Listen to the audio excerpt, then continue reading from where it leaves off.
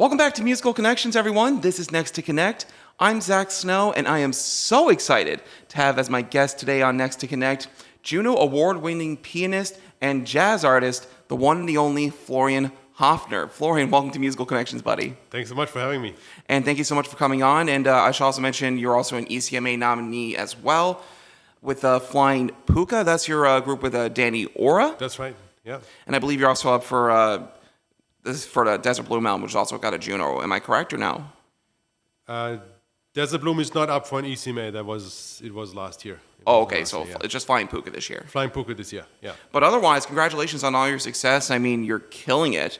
And you've been here in the province now for about 10 or so years. And yeah, it's coming up to 10 years, yeah. Yeah, we're so happy to call you one of our own. Yeah, it's been really great. You know, I didn't know what to expect when I moved here in 2014, but yeah, it's a fantastic place and lots of things are happening. You know? Absolutely. Now, for those who may not know much about you, but I mean, who would not know about you? You're one of the best jazz pianists we've ever saw. So tell me a little bit about yourself and a bit more about Florian Hoefner. Yeah, sure. I'm originally from Germany. I grew up in northern Bavaria, which is the south of Germany, but the northern part of the equivalent of a province.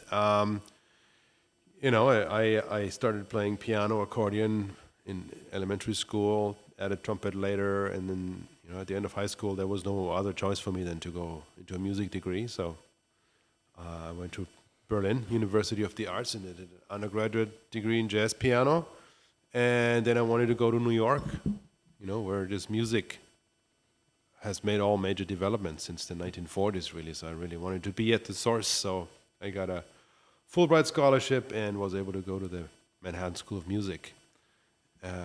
Did 2 years there to do my master's, and then I stayed in New York for another 4 years to just freelance as an artist. And in 2014, my wife, Christine Carter, who's also a musician, she won a job at Memorial University as a single reeds professor. So single reeds, that's clarinet and saxophone. And so that's what brought both of us here in 2014. That's wonderful. We'll talk a little bit more about that in a moment. Yeah. Because you moved here in 2014, and you also got a job here at Memorial University as an assistant professor in jazz studies. That's right.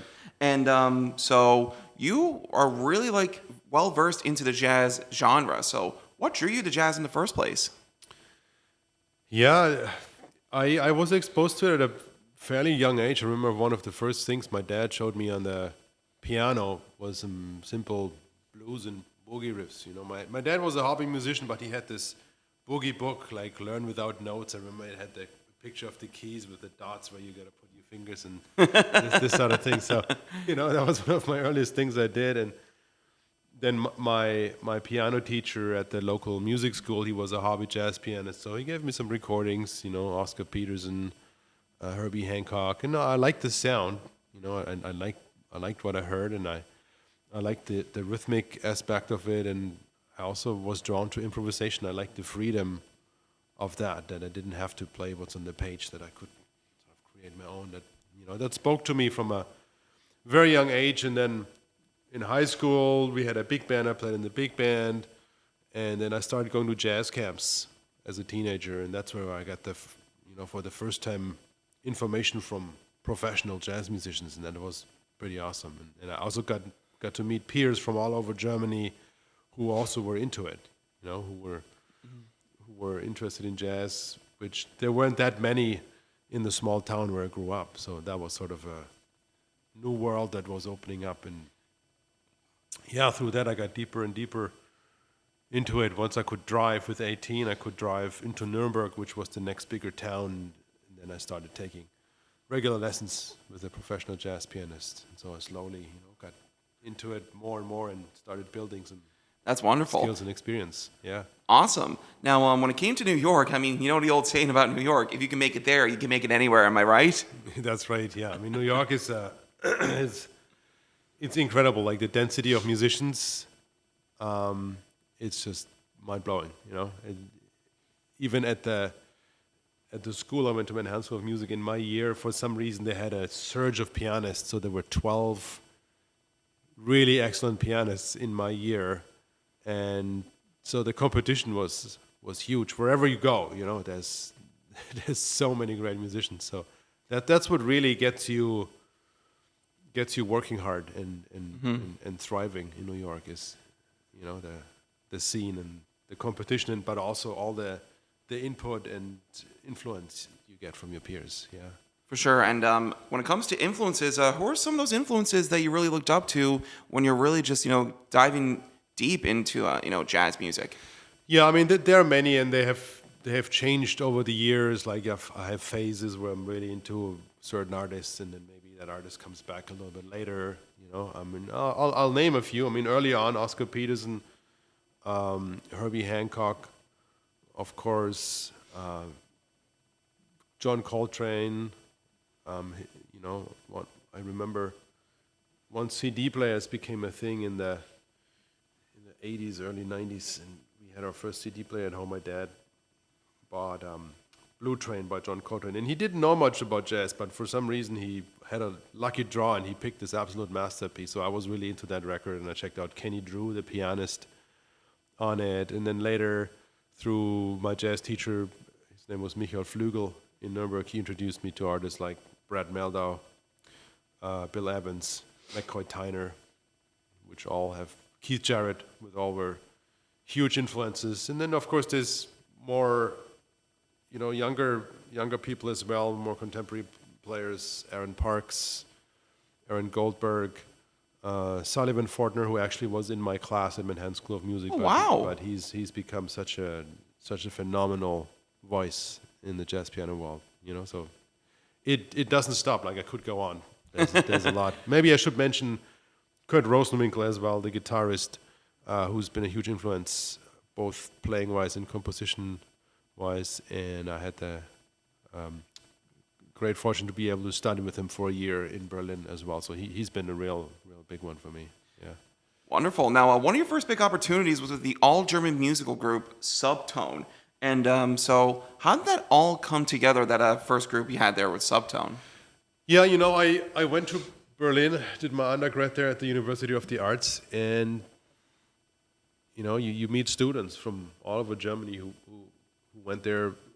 Berlin at that time was a pretty sought-after music school, so a lot of very talented kids went there. And from semester one, we started playing outside of class. You could just sign out jam rooms, and so we did a lot of that. And then, I made friends in my year and people who were like 1 or 2 years ahead, and it sort of fell into place, and we founded this group, Subtone, which was a quintet, and we were all students at the University of the Arts at that time. Wow. Yeah. That's nuts, man. So what do you remember most about those Subtone days? Well, just the luxury of being able to rehearse all the time, right? Like these days, my trio, the other guys are in Toronto, you almost don't get to rehearse anymore. But during my student days, it was such an important experience to be able to get together at least once a week, sometimes more, and workshop stuff, try out stuff. That's also when I started composing for jazz groups for the first time, and it was just so amazing having this opportunity to get stuff heard all the time, to try it out and learn and improve. And also the kinship between the musicians just was so amazing. They're still all great friends. Most of us lived in the same building at some point. And just the connections that were formed during those times, that they've lasted a long time.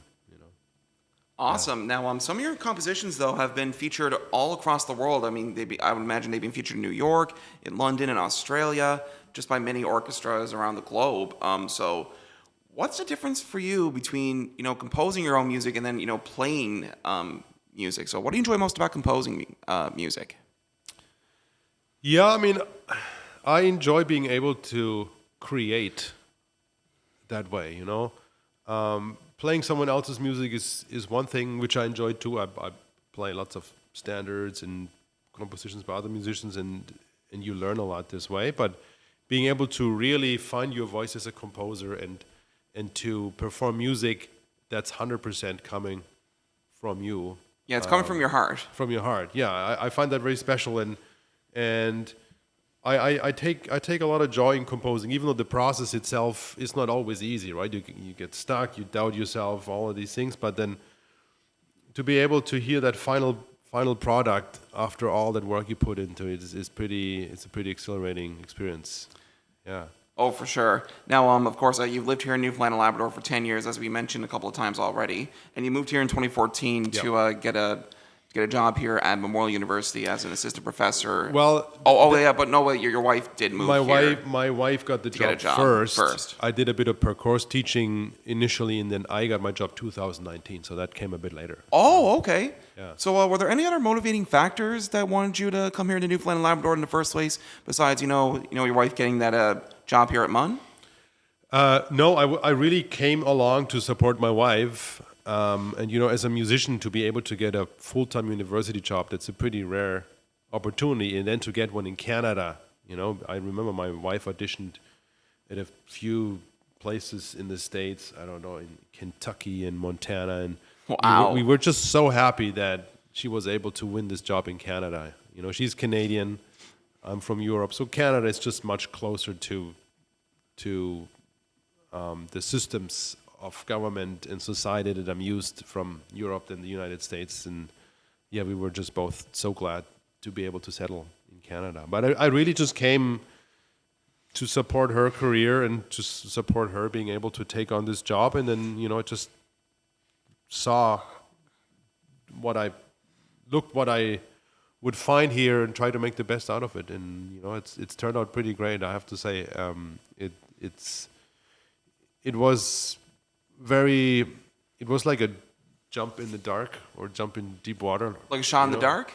Yeah, kind of like that, or like a step into unknown territory for me. I didn't really know what to expect. And it was quite the contrast coming from New York with this huge jazz scene coming to here where I didn't really know much about the jazz scene. And the jazz scene is obviously way, way, way smaller than in New York. It was 100%. Was a bit scary at first, but I've always been someone who's worked to create things and build own projects, and because of that, I think it worked for me moving here. And yeah, as I said, it's been a really great experience living here. And listen, man, we're very happy to have you, and we're very happy to call you one of our own. And you've been representing this province very, very well.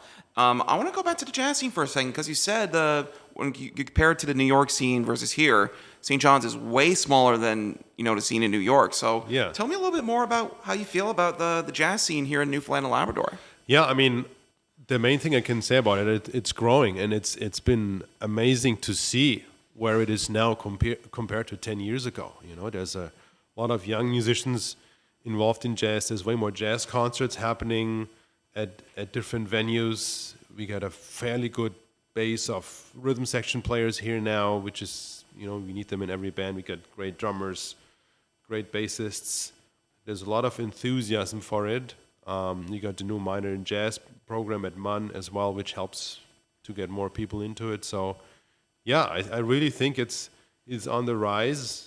More and more musicians try to come through here too to play, and I've talked to musicians who live on the mainland, and they have an eye on what's going on here now. And I've even talked to some people who play with the idea of maybe retiring here, who've been teaching music in other bigger centers. So people are noticing what's happening, and it's definitely on the rise. That's a really, really great development. Oh, absolutely. And with guys like yourself and Bill Brennan, Natasha Blackwood, like really being some of the faces of the jazz scene. Now, my knowledge on the jazz scene is not really as wide as, compared to yourself, because you're playing in it. Yeah. But it's great to see that the jazz scene is really starting to explode. And I think a healthy jazz scene will be a healthier music scene for Newfoundland and Labrador. Yeah, absolutely. Not just now, but going forward as well. Yes. Yeah, I mean, one really big thing for me was when Jim Vivian moved back here from Toronto, to have such a veteran player of the Canadian scene back here. That's just incredible. Jim Vivian, he's from here, hey? Yes, yeah, he's a born Newfoundlander. I did not know that. Yes, yeah. His family's from here. He grew up in Grand Falls for the first 5 years because his dad was working a job out there, but then the rest in St. John's. And then he left after high school to study bass in New Brunswick first, and then he eventually made it into Toronto jazz scene. Spent 40 years there, and now he's back here. Yeah. That's awesome. Yeah. Now, In that time too, you've also formed your own trio, the Florian Hoefner trio. Yes. And you've released 2 albums. But I want to go back to how'd you get that group started up in the first place? And further to that, what do you remember most about those early days with your own trio? Yeah, I mean, when I moved to Canada, my main ensemble was the Florian Hoefner group, which is a quartet, and none of the players were in Canada. So I wanted to have a Canadian group, and I had never worked with a piano trio, which is sort of, for a pianist, that's an important format ensemble to cover because you are the main melody player, right? In a quartet, you got the front line, you got the horn.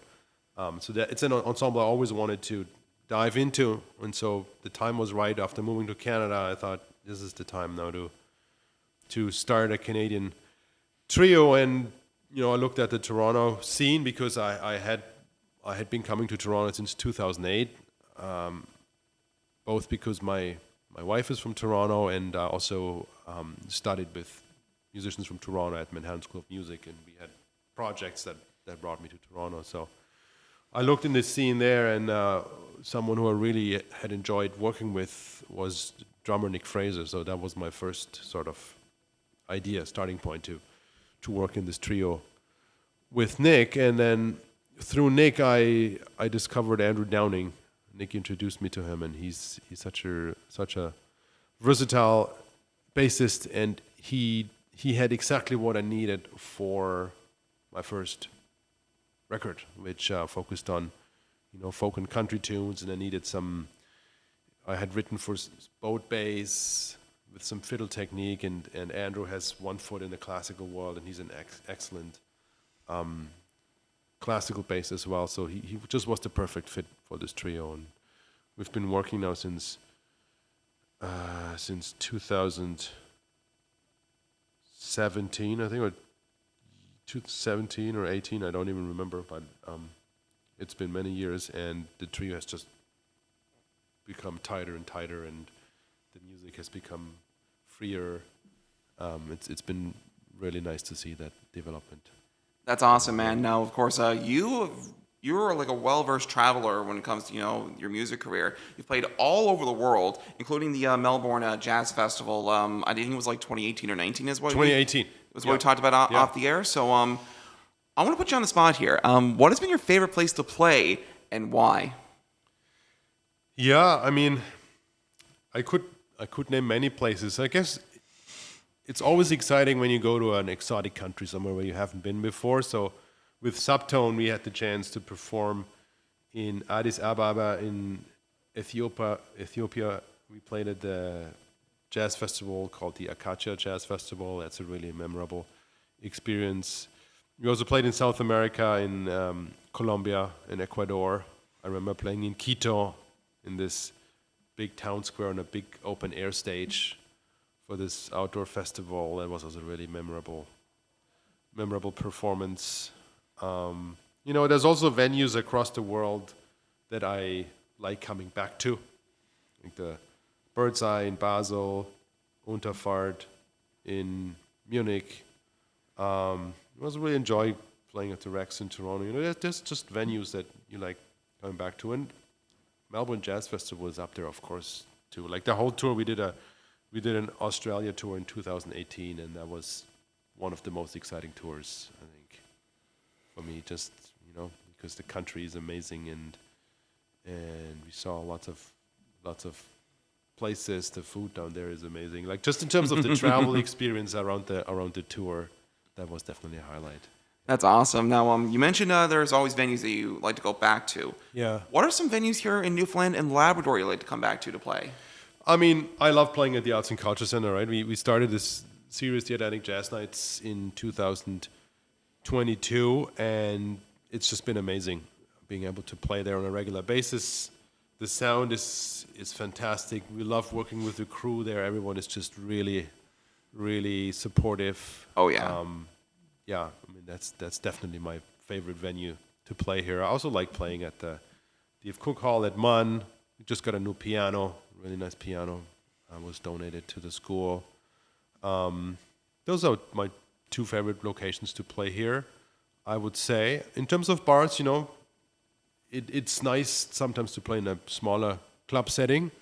One of the problems as a pianist is that you need a good quality piano, right? And that's hard to come by as far as the bar scene goes. Yeah. And really, like, those old performances can only really take you so far in your career, and that's why, like, you always keep going back to the arts and culture centers and, like, the LSPUs and stuff, and even, like, the Holy Hearts as well. Yeah, I've never played at Holy Heart, actually, but... You never? No. Wow. No, what I like about these venues is just the quality of the pianos, right? Like, they have a really nice sounding grand piano with good projection. You can fit a lot of audience members in there. You got good sound. I mean, yeah, there's two categories of venues, right? There's like the concert venues, and then there's clubs and bars, which is fun too because you have the audience just way closer up. Oh yeah, to you for sure. It's a more intimate experience. Yeah. Oh, totally. Now, I want to extend further into the jazz nights, because you recently formed that about 2 years ago, and I believe I was like yourself and Bill Brennan, I believe, would have came together and really came up with that and formed it together. No, that's not correct. It was me and Jim Vivian. Who started. Jim Vivian. Yes. Oh, okay. Yeah. So tell me a little bit more about that. Yeah. So after Jim moved here, we sat together and started chatting, and we said, it would be great to have some sort of series where we could bring musicians here to play with us. This was shortly after COVID, and it's hard to always travel for shows. I got family here, and we were also missing the big city experience where you get asked to play in a lot of shows as a sideman, being exposed to lots of different books, like different people's music on a regular basis, which doesn't happen as much here. So that was sort of looking for our own improvement and development. And then, of course, we also wanted to bring more exciting jazz to audiences in Newfoundland and Labrador, also with the idea or the goal to help grow the jazz scene that way, right? And so we reached out to the Arts and Culture Center and proposed this idea, said, we have this idea, we'd love to apply for a grant to bring international artists out here to perform on a regular basis, and they were immediately into it. They were super excited about the idea, and then it all came together. I still can't believe that we have this. It's so amazing to be able to do this, to bring all of these amazing artists here, and it's been amazing to see the uptake as well, how the series has grown from the first concert to where we are today. Yeah, it's been really, really nice. Yeah, and you mentioned earlier that, like, when it came to moving here in Newfoundland and Labrador in 2014, you weren't sure about like how things were going to go here. Sometimes, like, if you want to be successful in this life, you got to take those risks. Change may be intimidating, but once you really get into the swing of things, you're pretty much unstoppable. That's right. Yeah, it was definitely a little bit of risk, and also it was not the beaten path. A lot of jazz musicians try to move into the big cities because that's where you have the big scenes and the clubs and the performance opportunities. Yeah. So I had to make it work, in a different situation, sort of against what common wisdom would be for musicians. You got to be in the big centers and big scenes, right? Like, this was something different, and I had to find new ways to make it work. And one way was to make things happening here. Yeah, and you've really done that, and you really killed it, yourself and Jim Vivian. And Jim, if you're watching this, I want to get you on the podcast as well to talk about everything that you're doing for the jazz scene here. You're doing amazing, man. Now, you released 2 albums under the Florian Hoefner trio, and the Desert Bloom album, which was your most recent one, ended up winning you your first ever Juno Award. And you've also got other awards on top of that, like Music and ECMAs and stuff like that. So what was it like to first be nominated for a Juno and then end up winning it? Yeah, it was incredible. I was nominated the year before for spring, and there was a pandemic Juno, so it was all just online, right? And I remember they had this sort of online networking thing where you could drop yourself at these virtual tables and talk to people, but it was all very awkward. Oh, yes.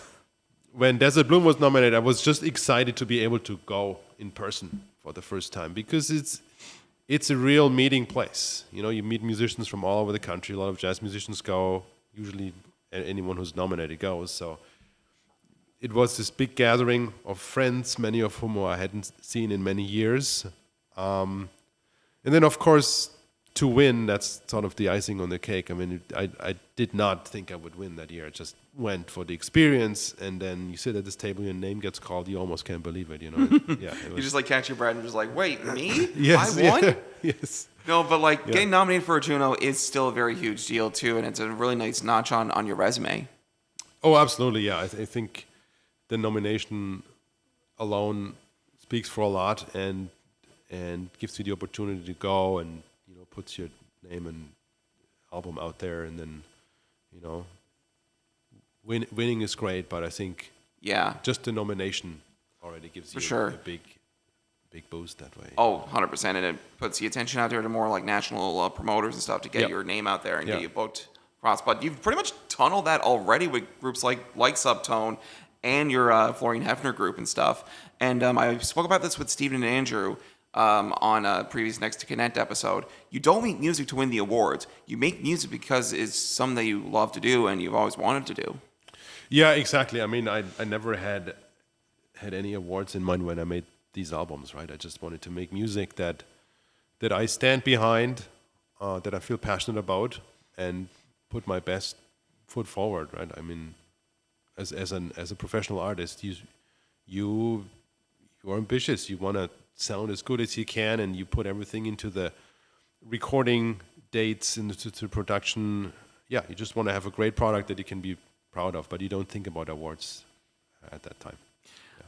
Oh, for sure. Now, you've actually got some more award nominations, but it's for another group that you formed with Danny Ora called Flying Pooka. So tell me a little bit about Flying Pooka, because I had no idea that you were part of that group, because when I was at the ECMA Awards press conference watch party at the Gower Street United Church, I was just like, Flying Pooka, who are they? And then I saw you and I was like, oh wait, Florian Hoefner's part of that group. Yeah, that's right. Tell me a little bit more about Flying Pooka. Yeah, Flying Pooka is a bit of a side project that came about because Danny Orr was in Newfoundland during the pandemic. He did a postdoc at Memorial University for the International Institute of Critical Studies in Improvisation.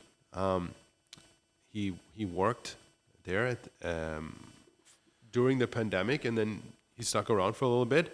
And he's just such a creative musician, an improviser. I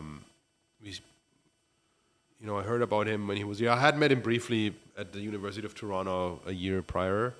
And so, we just said, let's get together, jam. And we played in my office at MUN. We played together a little bit. And we immediately noticed this connection that we had. Like, we were going for the same musical things, same aesthetics.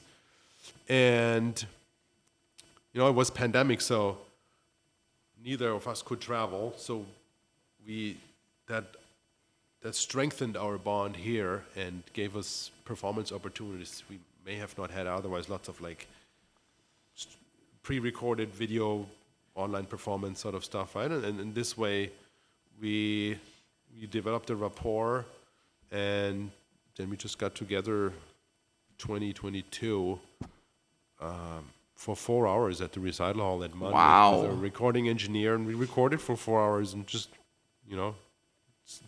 we just said, let's see what happens.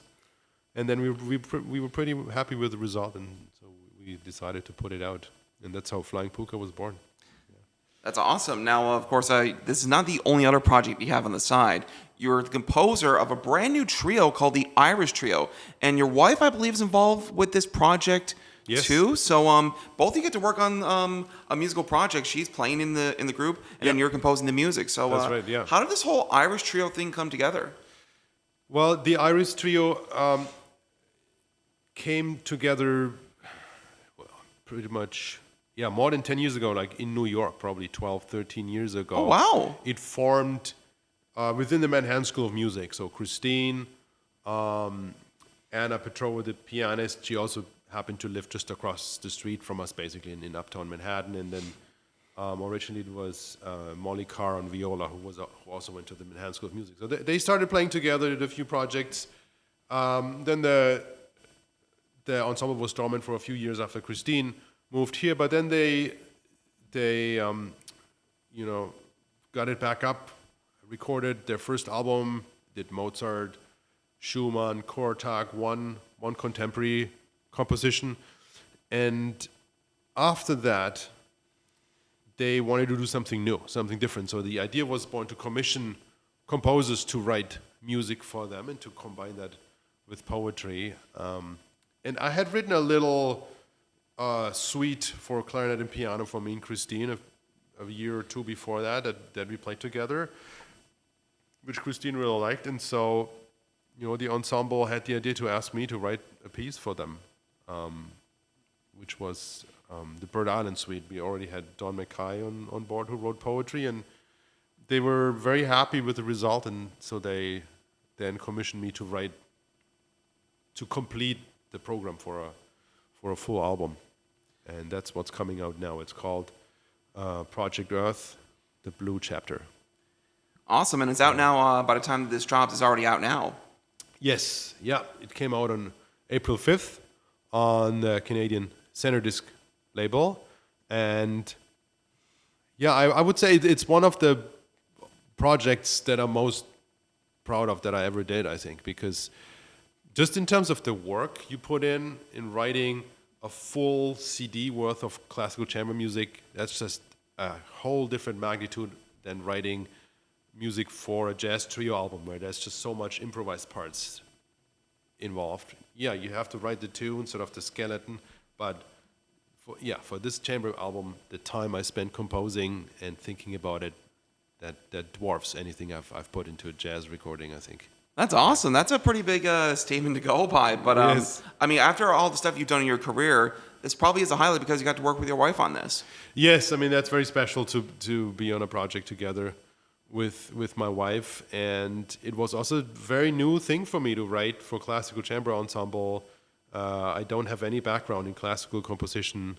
I've never taken a composition course in my life. No way. So I just approached it the way I approach jazz improvisation, jazz composition. In a way, it's like big parts of it are improvisation that's happening at a way slower pace than if I'm doing it live, right? Like But yeah, sort of I think figuring out, writing it. But I think that's where the differences and like similarities in jazz and classical really can come together because you really improvise in both genres.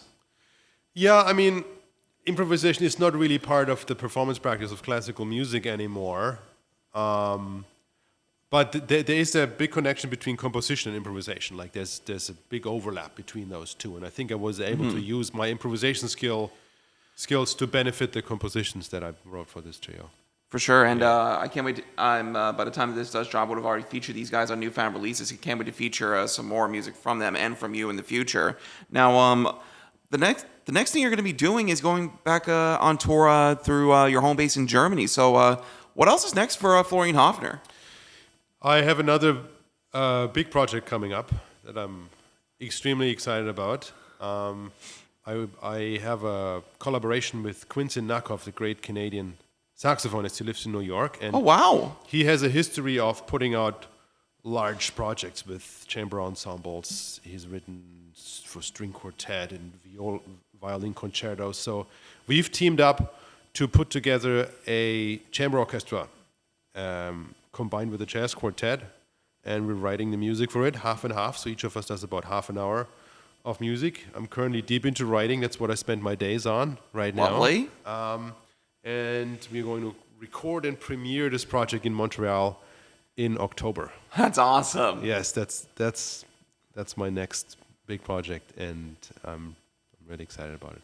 But is there anything with Florian Hoefner Trio that's coming up in the near future that we should know about? Well, I mean, the Florian Hoefner Trio keeps performing in the background. Like, that's my main working ensemble these days. We just did 2 nights at the Rex in Toronto, and then we're coming back together in December for a European tour. There's no Canadian dates, unfortunately, this year. I had to keep my calendar a little bit emptier to really be able to finish this composition. It's a big project, writing for orchestra. So, I kept my schedule a little bit lighter this summer for that reason. Well, I can't wait to hear that big orchestra you're going to be working on in October. Now, we're going to get to one of the songs from the Juno Award-winning album, Desert Bloom, right after this conversation. But for people who want to find out more about you and what you got on the go next and tour dates and stuff, where can they go? Well, my website is a great starting place. It's my name just with a dash.com, florian-hoefner.com. Even if it's hard to spell for English speakers, even if you misspell it, I think Google will still find my website. That's a good starting place. And then you, of course, social media. That's also where I post a lot of information about what I'm up to. Well, we're super happy to have you here in Newfoundland and Labrador. You're one of the best classical jazz pianists that we have here, and we're very lucky to call you our own. And we're so happy you call Newfoundland and Labrador your home, and I've been wanting to get you on for a very long time.